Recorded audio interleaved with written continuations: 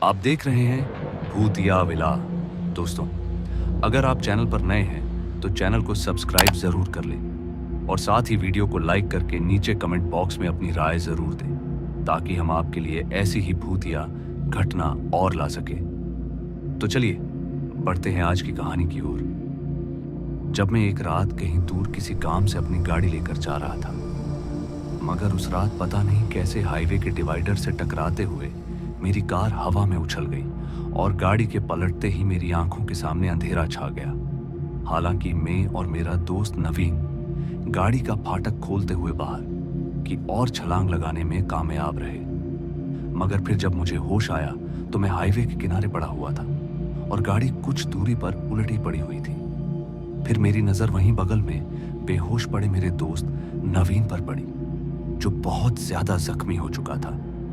मैंने उसे उठाने की बहुत कोशिश की, मगर वह उठा ही नहीं। उसे देखकर ऐसा लग रहा था कि जल्द ही अगर उसे हॉस्पिटल नहीं ले जाया गया तो वह मर सकता है। इसलिए मैं रोड के बीचों बीच झांकता हुआ इस उम्मीद में खड़ा हो गया कि कैसे भी करके मैं वहां से गुजरने वाली गाड़ियों से मदद ले सकूं। मगर फिर तकरीबन 20 मिनट के बाद भी जब उस रास्ते से कोई गाड़ी नहीं गुजरी तो मेरी चिंता और बढ़ गई। अब मुझे जल्द से जल्द कोई उपाय सोचना था, मगर क्या यह उस वक्त मेरे समझ नहीं आ रहा था। मगर तभी हाईवे से कुछ ही दूरी पर मौजूद एक बस्ती नजर आई। बस्ती नजर आते ही मैं पल भर की भी देरी किए बिना उस बस्ती की ओर दौड़ा और तकरीबन 5 मिनट के भीतर मैं हांफता हुआ बस्ती में दाखिल हुआ। बस्ती में दाखिल होते ही मुझे जो पहला घर दिखा, मैं उस घर के दरवाजे को जोर से पीटते हुए बोला, अरे भैया, कोई अंदर है तो मदद कीजिए, मेरा दोस्त हाईवे के साइड में घायल पड़ा है। मगर मेरे लाख चीखने चिल्लाने पर और दरवाजा पीटने के बावजूद भी उस घर का दरवाजा नहीं खुला। जब मुझे लगा कि इस घर से मदद नहीं मिलेगी तो मैं उस घर को छोड़कर अगले घर की तरफ बढ़ गया। मैं अभी अगले घर की तरफ बढ़ ही रहा था कि मेरे गर्दन में अचानक ही बहुत तेज खुजली होने लगी। फिर जब मैंने अपनी गर्दन पर अपना हाथ लगाया तो मुझे वहां बड़े बड़े दाने महसूस हुए, मगर मैं उस वक्त उन पर इतना ज्यादा ध्यान न देकर अपनी गर्दन खुजलाता हुआ अगले घर के दरवाजे पर पहुंचा। मगर उस दरवाजे पर भी बात नहीं बनी। इसलिए मैं अब रोने लगा था, क्योंकि मेरा दोस्त वहां गंभीर हालत में है और मैं कुछ नहीं कर पा रहा था। पता नहीं क्यों कोई दरवाजा खोलने को तैयार ही नहीं था, लेकिन तभी मुझे दरवाजा खुलने की आवाज सुनाई दी। फिर जब मैंने उस ओर देखा तो पाया कि 2 घर को छोड़कर जो तीसरा मकान था उसका दरवाजा खुला हुआ है।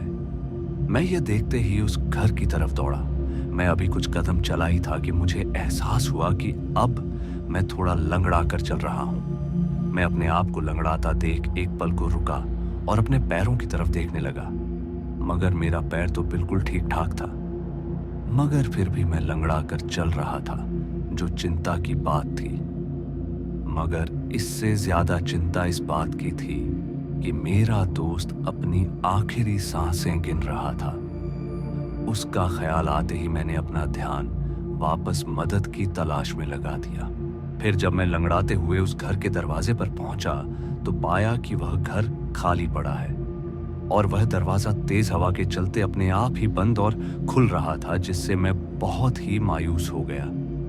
साथ ही अब काफी वक्त भी बीत चुका था और मैं अभी तक कुछ भी नहीं कर पाया था। इसलिए मैं वहीं गांव के चौराहे पर खड़ा होकर चीखते हुए बोला, अरे कोई तो मेरी मदद करो, वरना मेरे दोस्त की जान चली जाएगी। वह हाईवे पर बहुत ही बुरी हालत में पड़ा है। मेरी आवाज सुनकर तभी सामने वाले घर का दरवाजा खुला। उस घर के दरवाजे पर कोई खड़ा हुआ था, जिसे देखते ही मैं उसके पास जाकर बोला, सर, हमारी गाड़ी हाईवे पर पलट गई है और मेरा दोस्त वहीं बेहोश पड़ा है। आप कृपया हमारी मदद कीजिए। मैंने अब भी अपनी बात ही खत्म की थी कि तभी वह आदमी बिना कुछ कहे घर के भीतर चला गया। फिर मैं उसके वापस लौटने की राह में वहीं दरवाजे के पास बैठ गया। मगर कुछ देर बाद मुझे यह एहसास हो गया कि वह आदमी अब वापस नहीं आने वाला। इसलिए मैं वहां से उठा और वापस हाईवे की तरफ चल पड़ा। मैं अभी कुछ कदम चला ही था कि मेरे सर में ऐसा महसूस हुआ कि कोई कीड़ा मेरे सर को खा रहा है। इसलिए मैंने जैसे ही अपने सिर पर हाथ से सहलाया तो मेरे हाथ में बहुत सारे कीड़े चिपक गए। उन कीड़ों को देखते ही मैं एकदम से लड़खड़ा गया। मुझे समझ में नहीं आ रहा था ये सब हो क्या रहा है मेरे साथ। अब केवल मैं किसी तरह उस बस्ती से जल्द निकलना चाहता था, मगर एक पैर से लंगड़ाने और सिर में खुजली चलने के कारण मेरी चलने की रफ्तार बहुत ही कम हो गई थी। मगर मैं फिर भी दर्द को सहते हुए आगे बढ़े जा रहा था। लेकिन तभी मेरा पांव किसी पत्थर से टकराने के कारण मैं वहीं पर गिर पड़ा। गिरने के बाद जब मैंने वापस उठने की कोशिश की तो पाया कि मेरी एक आंख के आगे सिर्फ लाल रंग का ठप्पा नजर आ रहा है। मुझे अब यकीन हो गया था ये जगह हांटेड है और मैंने यहां आकर बहुत बड़ी भूल कर दी है। मगर फिर मैं किसी तरह लंगड़ाते और दर्द को सहते हुए उस बस्ती से बाहर निकल आया। लेकिन बस्ती के बाहर निकलते ही मैं एकदम से नीचे जमीन पर फिर एक बार गिरा और इस बार गिरने के बाद मैं उठ नहीं पाया, क्योंकि अब मेरे शरीर ने काम करना बंद कर दिया था। साथ ही मेरा दर्द अब बर्दाश्त से बाहर हो रहा था।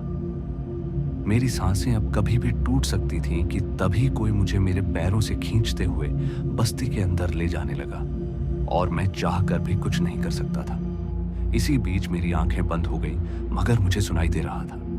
मुझे खींचकर वह आदमी बस्ती के किसी घर में ले गया जहां पर बहुत गंदी दुर्गंध थी और आसपास हड्डियां ही हड्डियां महसूस हो रही थी। लेकिन वहां क्या है ये जानने के लिए मैं अपनी आंख खोलने की पूरी कोशिश कर रहा था, मगर आंखें खुल ही नहीं रही थी। और फिर इसी बीच मैं बेहोश हो गया। फिर जब मुझे होश आया तो मैं उसी बस्ती के एक घर में था जहां मानव कंकाल का ढेर लगा था। अच्छी बात तो यह थी कि वहां पर पुलिस भी थी जो मुझे अपने साथ रेस्क्यू करके अस्पताल ले जा रही थी। अस्पताल पहुंचने के बाद मेरे इलाज में 2 महीने लगे और खुशी की बात यह थी कि मेरा दोस्त नवीन भी बच गया था। उस रात मेरी यह दुर्गति नहीं होती अगर मैं उस बस्ती में नहीं गया होता तो। दरअसल वह बस्ती अब भूतों की बस्ती बन चुकी है। कहते हैं कि बहुत पहले उस बस्ती के ही विनोद नाम के आदमी को कहीं से यह पता चल गया था कि उस बस्ती के एक घर के आंगन में खजाना गड़ा हुआ है। फिर क्या होना था? खजाना देखकर मानव जीवन में लालच आना आम बात है। इसलिए विनोद कुछ और लोगों के साथ उस घर में दाखिल हुआ। वो घर पहले से ही वीरान था, इसलिए विनोद को खुदाई करने में किसी तरह की दिक्कत नहीं हुई। रात ढलने से पहले ही विनोद ने अपने साथियों के साथ उस घर के आंगन को खोद दिया और विनोद को खजाना हाथ लग गया। मगर खजाना इतना ज्यादा था कि वह उसे वहां से एक बार में नहीं ले जा सकता था। उसे इस काम में कई दिन लगते हैं। इसलिए विनोद हर रात चोरी छिपे उस खजाने को दूसरी जगह ले जाने लगा। मगर जल्द ही इस बात की भनक गांव के बाकी लोगों को भी लग गई और सारे के सारे लोग खजाने की चाह में उस वीरान पड़े घर पर पहुंच गए। मगर विनोद अपना खजाना किसी को भी देने को तैयार नहीं था। उसने बहुत विरोध किया, मगर लालची भीड़ ने उसकी एक ना सुनी और विनोद को वहीं पर मारकर दफना दिया। कहते हैं कि लोगों के द्वारा मारते वक्त विनोद ने कहा था कि जो भी खजाने को हाथ लगाएगा वह उन सभी को बहुत बुरी मौत देगा। मगर खजाने को लालची बस्ती वालों ने आपस में बांट लिया और जिसके जो हाथ लगा वह लेकर चलता बना। मगर वह सभी उस लूटे हुए खजाने का लाभ उठा पाते कि अगली रात हर घर में एक मौत हो गई। किसी को तो रात के समय गहरी नींद में सांपों ने काट लिया, तो कुछ लोग अजीब बीमारी के चलते जा बसे। कुछ ही दिनों में लगभग आधी से ज्यादा बस्ती मौत की नींद सो गई और बाकी के बचे लोगों ने अपनी जान बचाने के लिए बस्ती छोड़ दी। मगर जो उन घरों में मरे वो आज भी उन्हीं घरों में रहते हैं। इसलिए कुछ घटनाओं के चलते उस बस्ती में जाना सख्त मना है। कहते हैं कि जो भी उस बस्ती में जाता है उसे वह सारी बीमारियां और वही दर्द झेलना पड़ता है जो उन लोगों ने झेला था।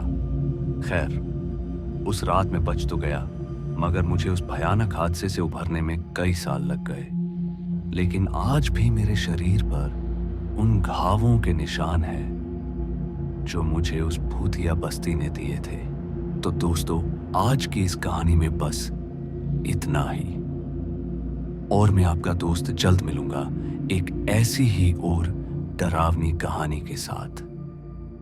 धन्यवाद।